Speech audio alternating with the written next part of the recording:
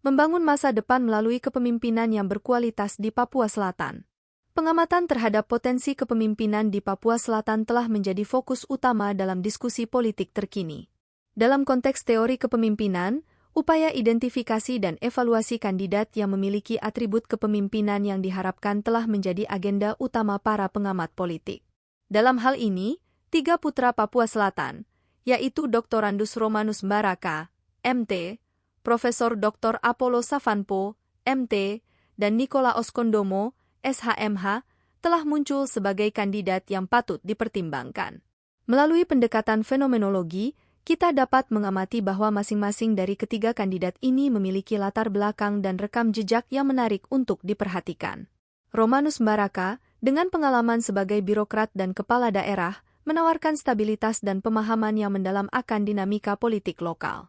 Dari sisi kepemimpinan partai, pengalamannya di Partai Nasdem memberikan dimensi politik yang penting dalam proses kepemimpinan. Sementara itu, Profesor Apollo Savanpo, dengan rekam jejaknya sebagai rektor dan penjabat gubernur, membawa perspektif akademis yang mendalam ke dalam arena kepemimpinan daerah. Pengalaman manajerialnya yang kuat dan pemahaman tentang isu-isu pendidikan menjadi kekuatan yang bisa membawa Papua Selatan ke arah yang lebih maju. Nikolaos Kondomo, dengan latar belakang hukumnya dan pengalaman sebagai penjabat gubernur, membawa aspek keadilan dan penegakan hukum yang sangat dibutuhkan dalam membangun masyarakat yang adil dan berkembang.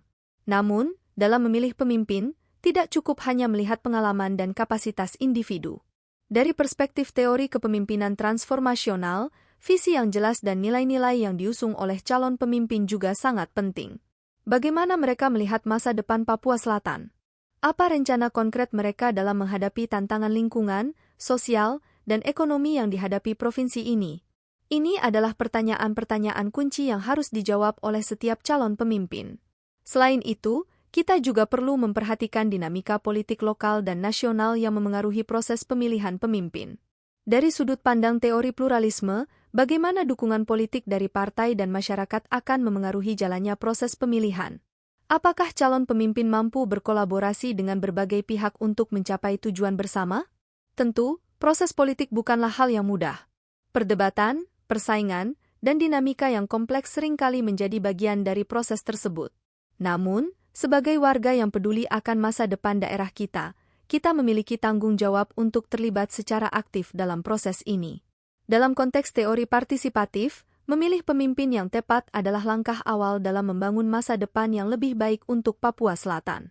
Kami berharap agar proses politik di Papua Selatan tidak hanya menghasilkan pemimpin yang berkualitas, tetapi juga pemerintahan yang efektif, transparan, dan responsif terhadap kebutuhan masyarakat.